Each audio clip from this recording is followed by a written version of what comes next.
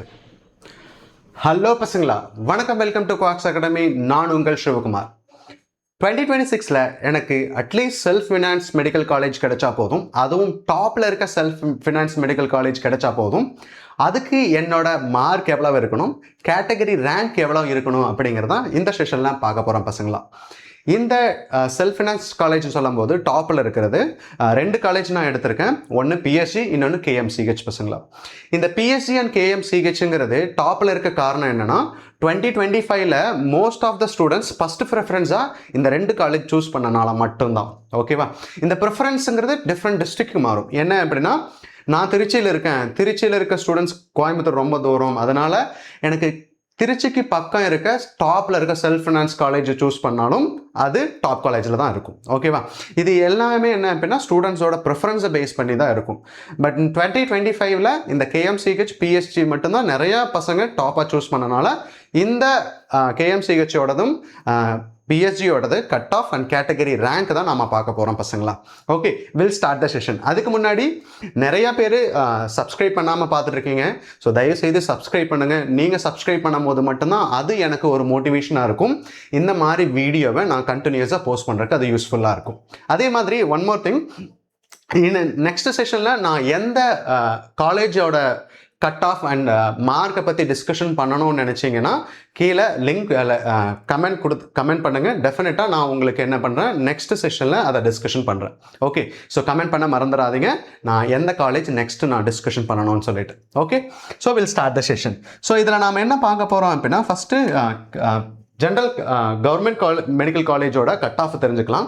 ஏன்னா இந்த end of the session நான் உங்களுக்கு ஒரு கிளியரான ஒரு ஐடியா நான் கொடுக்க போகிறேன் செல்ஃப் ஃபினான்ஸ் காலேஜோட மார்க்கை பற்றி.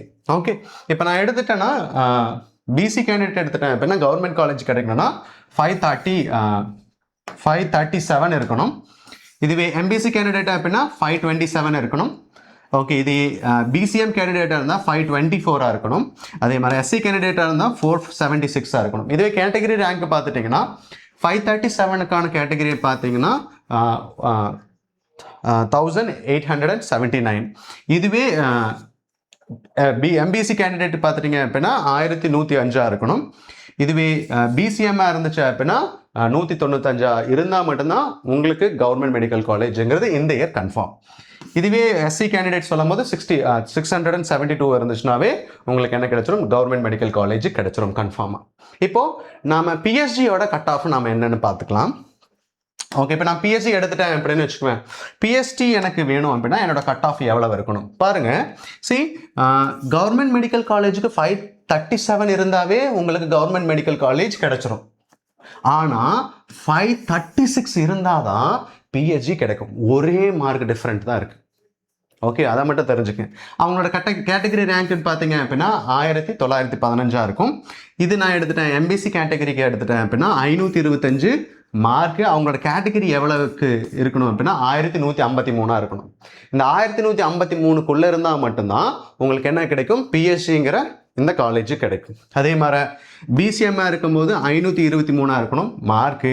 கேட்டகரி ரேங்க்கு 204 இருந்தால் மட்டும்தான் இந்த பிஎஸ்சி காலேஜ் கிடைக்கும் பசங்களை. அதே மாதிரி எஸ்சிங்க எடுத்துட்டேன் அப்படின்னா 472 இருக்கணும் மார்க்கு. அதோட கேட்டகரி ரேங்க்கு அப்படின்னா 711 இருந்தால் மட்டும்தான் பிஎஸ்சிங்கிறது கன்ஃபார்மாக இருக்கும். ஓகேவா? ஸோ இங்கே பாருங்கள், கொஞ்சம் டிஃப்ரென்ஸ் தான். இங்கே பாருங்கள், 536ங்கிறது பிஎஸ்சி செல்ஃப் ஃபினான்ஸ் காலேஜ் கிடைக்குன்னா 537 இருந்துச்சுன்னா என்ன கிடைச்சிடும், கவர்மெண்ட் மெடிக்கல் காலேஜ் கிடைச்சிடும். ஒரே மார்க் டிஃப்ரெண்ட் பசங்களா. எந்த அளவுக்கு இம்பேக்ட் பண்ணுதுன்னு பாருங்க இந்த ஒரு மார்க். அதே மாதிரி தான் 525 இங்கே 527 இருந்துச்சுன்னா கவர்மெண்ட் மெடிக்கல் காலேஜ் கிடைச்சிருக்கும். 2 மார்க் டிஃப்ரெண்ட். இதே 523 இங்கே பாருங்க 524 ஒரு மார்க் எடுத்திருந்தீங்கன்னா கவர்மெண்ட் மெடிக்கல் காலேஜ் கிடைச்சிருக்கும். பார்த்துக்குங்க. ஸோ ஒரு மார்க்கோட இம்பேக்ட் எந்த அளவுக்கு இருக்குன்னு பாருங்க பசங்களா. அதே மாதிரி இங்கே பாருங்க 472 இருந்துச்சுன்னா பிஎஸ்சி, பட் 476 இருந்துச்சுன்னா government medical college. 4 mark different இருக்கு. புரிஞ்சுதா? ஸோ அண்டர்ஸ்டாண்ட் ஒன் திங் பசங்களா. நீங்கள் செல்ஃப் ஃபினான்ஸ் மெடிக்கல் காலேஜ் போகிறதானாலும் கவர்மெண்ட் மெடிக்கல் காலேஜ் போகிறதானாலும் ஒரு மார்க் டிஃப்ரெண்ட்டில் மட்டும்தான் இது எல்லாமே சேஞ்ச் ஆகுது பசங்களா. ஸோ ஒரு மார்க் தானே அப்படின்னு மட்டும் நினச்சிடாதீங்க பசங்களா. அந்த ஒரு மார்க் உங்களோட லைஃப் என்டையர் லைஃப்பும் சேஞ்ச் பண்ணும். ஸோ அண்டர்ஸ்டாண்ட் ஒன் திங், உங்களோட ப்ரிப்பரேஷனை ஹெவியாக பண்ணுங்கள். அப்போ தான் நெக்ஸ்ட்டு 2027ல் பெஸ்ட்டாக உங்களால் என்ன பண்ண முடியும், மார்க் எடுத்து கிராக் பண்ண முடியும் பசங்களா. ஓகே, ஸோ இப்போ நம்ம கேஎம்சிஹெச்சோடதை பார்க்கலாம். நெக்ஸ்ட் கேட்டகரியில் இருக்கிறது கேஎம்சிஹெச் எடுத்துட்டேன் அப்படின்னா பிசி கேண்டிடேட்டுக்கு எவ்வளோ மார்க் இருக்கணும்னா 534 இருக்கணும். அவங்களோட கேட்டகரி ரேங்க் எதை பேஸ் பண்ணி இருக்கணும்? ஸோ எவ்வளோ இருக்கணும்? 2003 இருக்கணும் பசங்களா. புரிஞ்சுதா? ஹியர் உங்களோட ரேங்க், அதாவது உங்களுக்கு காலேஜ் கிடைக்குமா கிடைக்காதா அப்படிங்கிறது எல்லாமே எதை டிபெண்ட் ஆகிருக்கும் அப்படின்னா மார்க்கை டிபெண்ட் ஆகிருக்காது, ரேங்கை பேஸ் பண்ணி தான் இருக்கும் பசங்களா. ஸோ நீங்கள் ஃபோக்கஸ் பண்ண வேண்டியது ரேங்கை மட்டும்தான், மார்க் எதுவுமே இல்லை. ஏன்னா கிட்டத்தட்ட 540 536 கிட்டத்தட்ட, பிகாஸ் இட் இஸ் 4 மார்க் தான் டிஃப்ரெண்ட். ஆனால் எவ்வளோ பேர் இருக்காங்க அப்படின்னா 300 பேர் இருக்காங்க பசங்களா. இதுவே 530 இப்போ எடுத்துட்டா 538 537 கிட்டத்தட்ட 67 பேர் இருக்காங்க. ஸோ ஒரே மார்க்கில் 67 பேர் இருக்காங்க. பார்த்துக்குங்க, 67 பேர் இருக்காங்க அப்படின்னா நீங்கள் பெஸ்ட்டு பெர்ஃபார்ம் பண்ணால் மட்டும்தான் உங்களால் பெஸ்ட் இடத்துல போய் இருக்க முடியும். ஸோ கேட்டகரி ரேங்க்கு, அந்த ரேங்க்கு தான் என்னவா இருக்கும் உங்களுக்கு.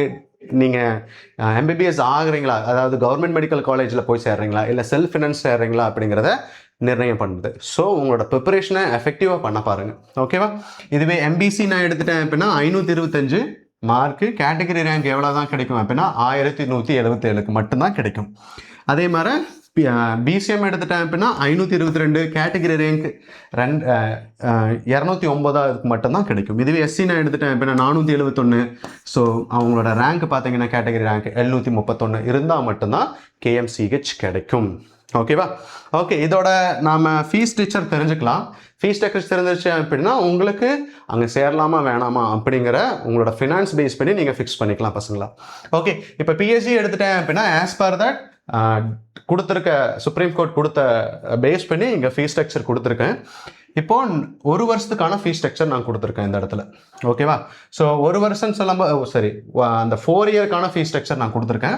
4 இயர்க்கான ஃபீஸ் ஸ்ட்ரக்சர் பார்த்தீங்க அப்படின்னா 12,68,000 ஆகும். எங்கள் பிஎஸ்சியில் படிச்சிங்கன்னா அந்த 4 இயர்க்கான ஃபீஸு 12,68,000 ஆகும் பிஎஸ்சியில் படிக்கும்போது. இதே கேஎம்சிஹெச்சில் படிச்சிங்க அப்படின்னா 18,26,000 ஆகும். எவ்வளவு? 4 வருஷத்துக்கு சேர்த்து. ஓகே, டிவைடட் பை 4 போட்டிங்க அப்படின்னா உங்களுக்கு என்ன கிடைச்சிரும்? 1 வருஷத்துக்கு எவ்வளோ ஃபீஸ் அப்படிங்கிறது கிடைச்சிரும், தெரிஞ்சிடும் பசங்களா. புரிஞ்சுதா?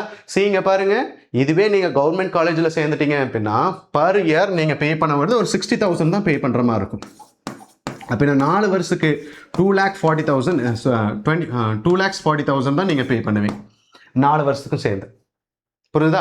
ஆனால் நீங்கள் செல்ஃப் ஃபைனான்ஸில் போனீங்க அப்படின்னா மினிமம் நீங்கள் பே பண்ண வேண்டியது 14 lakhs நீங்கள் பே பண்ண வேண்டியதாக இருக்கும். நீங்கள் டிசைட் பண்ணுங்கள், ஹியூஜ் அமௌண்ட் கொடுத்து செல்ஃப் ஃபைனான்ஸ் காலேஜில் படிக்கிறீங்களா, எந்த ஒரு ப்ரெஷர் இல்லாமல் நல்லா படித்து பெஸ்ட் மார்க் எடுத்து ஒரு கவர்மெண்ட் காலேஜில் சேர போகிறீங்களா அப்படிங்கிறத நீங்கள் தயவு செய்து ஃபிக்ஸ் பண்ணிக்கங்க. ஓகே, ஸோ தயவுசெய்து உங்களோட பேரண்ட்ஸுக்கு நீங்கள் படிக்காமல் நீங்கள் நிறைய டிஸ்ட்ராக்ஷன் ஆகிட்டு தயவுசெய்து எக்ஸாம் முடிச்சதுக்கப்புறம் உங்களோட பேரண்ட்ஸுக்கு ரொம்ப ட்ரபிள் கொடுக்காதீங்க பசங்களா. Okay, understand the situation. நீங்கள் படிச்சிங்கன்னா நீங்கள் நல்லா இருப்பீங்க, உங்கள் பேரண்ட்ஸும் எந்த ப்ரெஷர் இல்லாமல் உங்களை படிக்க வைப்பாங்க. ஆனால் நீங்கள் படிக்காமல் டிஸ்ட்ராக்ஷனில் மொபைல் யூஸ் பண்ணிட்டோ, இன்ஸ்டாகிராம் யூஸ் பண்ணிட்டோ, ரொம்ப நேரம் ஃப்ரெண்ட்ஸ் கூட சேட் பண்ணிட்டோ, வெளியே சுற்றிட்டோ இருந்தீங்க அப்படின்னா நீங்கள் ஃப்யூச்சரில் ஃபேஸ் பண்ண வேண்டியதாக இருக்கும். உங்களோட பேரண்ட்ஸோட கஷ்டம் புரிஞ்சுக்குங்க பசங்களை. உங்கள் பேரண்ட்ஸ் ரொம்ப ரொம்ப கஷ்டப்படுவாங்க. ஸோ அதை புரிஞ்சுட்டு உங்களோட ப்ரிப்பரேஷனை இன்னும் எஃபெக்டிவாக மாற்றுங்க, இன்னும் ஜாலியாக இருக்க வேணாம். பிகாஸ் இந்த நீட் 2027 கொஷின் சிபிடியாக இருக்கனால ஈஸி, மாடரேட், டிஃபிகல்ட் 3மே கிடைக்க போகுது. நமக்கு எப்படி கொஷின் வரும்னு கிளியராக தெரியாது. ஸோ நம்மளோட எஃபெக்டிவ் ப்ரிப்பரேஷன் இருந்துச்சுன்னா எந்த அளவுக்கு கொஷின் வந்தாலும் நீங்கள் என்ன பண்ணலாம், அந்த நீட் எக்ஸாமில் பெஸ்ட் மார்க்கில் கிராக் பண்ணலாம். ஓகே, ஸோ கமெண்ட் பண்ணுங்கள். நெக்ஸ்ட்டு எந்த காலேஜோட கட் ஆஃப் உங்களுக்கு வேணுமோ அந்த காலேஜை கமெண்ட் பண்ணிங்க அப்படின்னா நெக்ஸ்ட்டு செஷனில் உங்களுக்கு கிளியராக அந்த காலேஜோட தான் நான் டிஸ்கஷன் பண்ணுறேன்.